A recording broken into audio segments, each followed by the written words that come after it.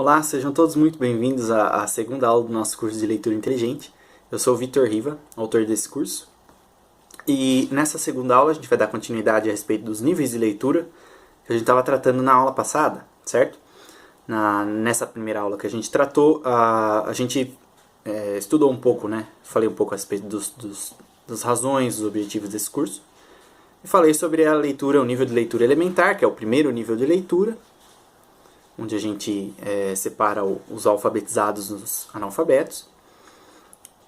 E o segundo nível de leitura, que é o nível de leitura inspecional, que é onde a gente faz uma espécie de avaliação no texto, uma espécie de pré-leitura, onde a gente procura entender de modo superficial, de modo introdutório, o conteúdo do texto, para posteriormente a gente avaliar se ele merece uma leitura um pouco mais aprofundada, ou se alguma das partes dele merece uma leitura um pouco mais detalhada, certo?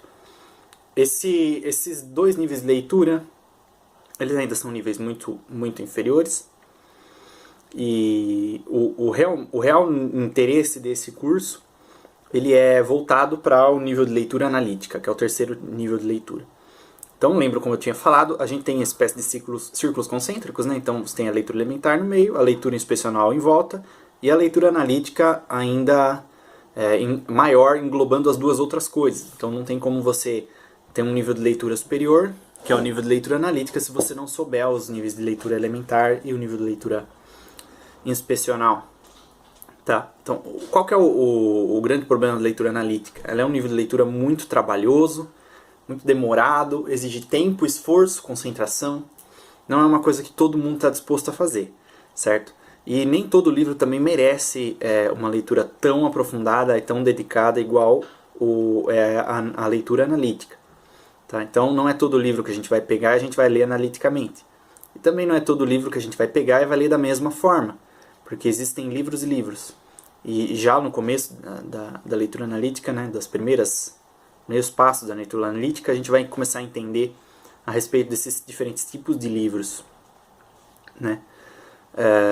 Bom, a leitura analítica, ela pode ser dividida em três estágios, né? 3 etapas, vamos dizer assim, onde você vai ler o livro buscando compreender uma parte desse livro em cada uma dessas etapas. Então, a primeira etapa, a gente vai buscar entender a estrutura desse livro. Na segunda etapa, a gente vai tentar entender o conteúdo desse livro. E nessa terceira etapa e última, a gente vai buscar entender, buscar ter uma noção a respeito da crítica, né? Tentar construir alguma crítica a respeito desse livro, a nossa visão a respeito dele. Lógico que embasado em argumentos, etc. Mas isso no momento a gente discute. Tá? Então, seria uma espécie de divisão no sentido de forma, matéria e veracidade, e finalidade também da obra, né? Porque a parte da crítica também entra com essas questões. Então, a gente vai tentar entender qual é o esqueleto desse livro, né? Qual que é a estrutura dele, a forma. Depois a gente vai tentar entender o conteúdo, que seria a matéria, que seria a espécie da carne que envolve esse esqueleto. E depois a gente vai entender a veracidade desse livro, que é a verdade dele, se ele está certo ou não, se ele diz a verdade ou não, se em alguma das partes não diz, e por que, se a análise está completa ou não, e muitas outras questões que a gente pode levantar a respeito da veracidade do livro e também da finalidade do livro, qual é o objetivo desse livro, se foi atingido ou não, entre outras coisas, ok? Então, deixa eu dar uma arrumadinha na câmera antes de continuar. Isso. Aí. Então, começando pelo início, a gente tem o primeiro estágio da leitura analítica, que é o estágio onde a gente vai buscar entender a estrutura desse livro. Como eu disse anteriormente, na aula a respeito, né, da leitura inspecional, ler e entender o sumário, o índice, né, do livro, isso é fundamental para a compreensão do livro.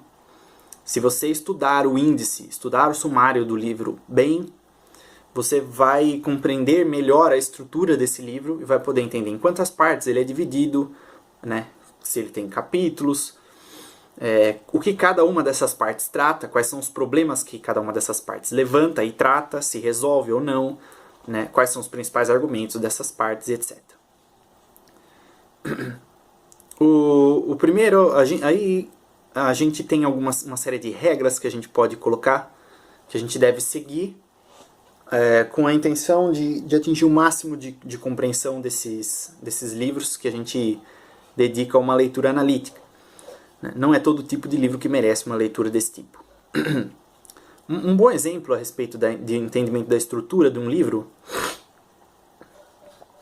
e esse exemplo eu costumo dar direto, é o Catecismo da Igreja Católica. Ele é bem simplificado no seu sumário. Ele se divide em 4 partes e cada uma dessas partes trata um tema. Né? Na primeira parte a gente trata os 12 artigos do credo. Na segunda parte a gente trata sobre os sacramentos, mandamentos e as orações católicas, que seriam com especial foco aí no Pai Nosso. Então cada uma dessas partes trata de uma dessas coisas, de um desses problemas. E depois, dentro dessas partes, existem outras partes, uma para cada uma desses problemas, né? desses assuntos. Então, quando a gente fala, por exemplo, do credo, já na primeira parte do catecismo, a gente tem um capítulo para cada artigo. Então, são 12 artigos, você vai ter ali uma divisão para cada um desses artigos, onde vai ser trabalhado isoladamente cada um desses artigos, parte por parte, né, passo a passo, para poder ter uma compreensão do todo do credo apostólico, certo? Então, o primeiro passo, né, a primeira regrinha que a gente tem que buscar resolver no caso da leitura analítica é a classificação do livro. Então, o primeiro passo de todos é classificar o livro. Como é que a gente classifica um livro? A gente precisa entender sobre o que aquele livro fala, certo? Para a gente poder ter uma noção de onde a gente colocaria ele na nossa prateleira. Então você pega um livro como esse, Mortimer Adler, né, ou Como Ler Livros, que eu já indiquei para vocês. Em que lugar na sua prateleira, na sua livraria, vamos supor que você tem uma biblioteca muito grande e você precisa classificar esses seus livros, colocá-los em seções e dividi-los de uma forma que você consiga encontrá-los de uma forma ordenada. Onde você colocaria um livro como esse do Mortimer Adler? Que tipo de livro que ele é? Onde ele se encaixa? Certo? Se você não consegue responder essas perguntas fundamentais, você pode estar lendo um livro de uma forma errada. Certo? Senão você não entende que existem tipos de livros diferentes. E que esses tipos de livros diferentes têm objetivos diferentes também. Né? Então, esse livro do Mortimer Adler, ele é um livro expositivo. Por que ele é um livro expositivo? A grande divisão aí que Mortimer Adler faz é a divisão entre um livro expositivo e um livro imaginativo. O que seria um livro expositivo e um livro imaginativo? Um livro expositivo é um livro que visa a exposição de um conteúdo, visa te ensinar algo. Né? E o livro imaginativo, ele é um livro que a gente, vamos dizer assim, a gente separaria, como se fazem hoje, mas mais modernamente, entre ficção e não ficção. Tá? Para ficar bem mais simples de entender. Então, o livro expositivo seria a não ficção e o livro imaginativo seria a ficção. Então, Mortimer Adler seria expositivo, enquanto um C.S. Lewis, um Crônicas de Nárnia, seria imaginativo. E Crônicas de Nárnia é imaginativo, mas Cristianismo Puro e Simples é expositivo. Certo? E muitos outros exemplos também poderiam ser dados. O próprio Catecismo da Igreja Católica, que eu acabei de citar, ele é um livro expositivo. Certo?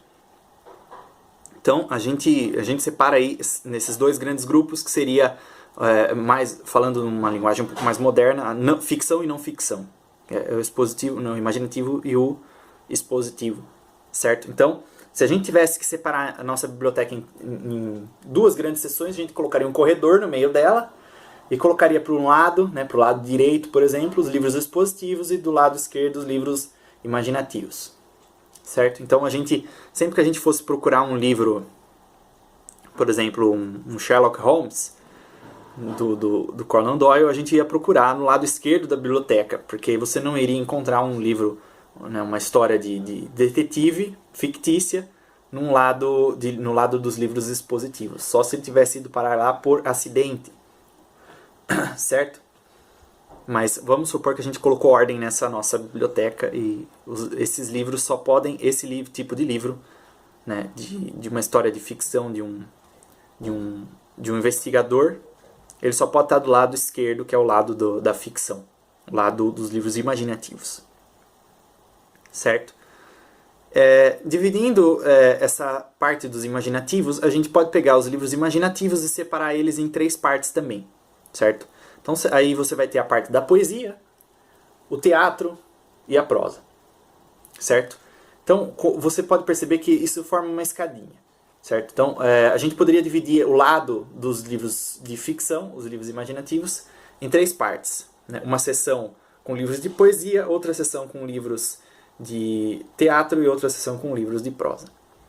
Certo? Então os livros de poesia, né, todo mundo sabe diferenciar, não existe muito segredo em diferenciar uma poesia de um teatro de uma prosa. A gente só precisa entender que você tem uma escala ascendente aí de certeza, né, onde você vai passando de um grau e diminuindo um grau imaginativo também. Né? Então, um livro poético ele é muito mais imaginativo do que um livro de teatro, uma prosa, por exemplo. Certo?